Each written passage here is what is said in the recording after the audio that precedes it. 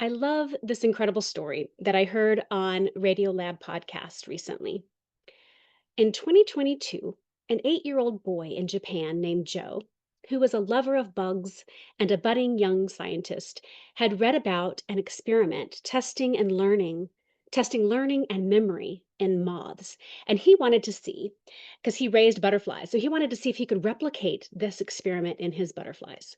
So he spent his summer break training caterpillars to hate the smell of lavender by applying a small shock using an at-home TENS unit to the caterpillars at the same time that he presented the lavender oil smell.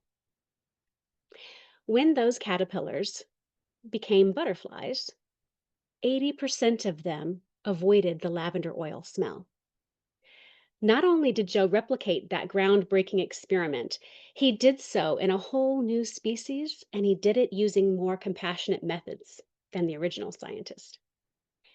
He showed in his experiment that learned memories persist through the womb, through metamorphosis, and shape adult behavior. But that's not all.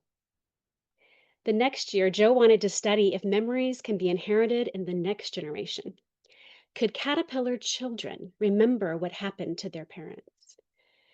The original entomologist, who had done the first study in moths, when she heard about Joe's experiment, she said, "It never even occurred to me to ask that question, if the children could remember what had happened to their parents."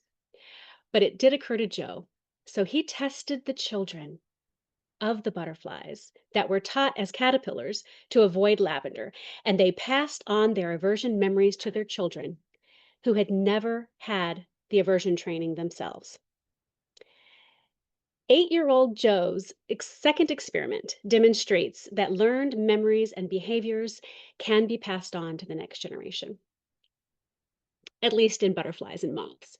But I say, if they can do that, why don't we? Why can't we? I think we do.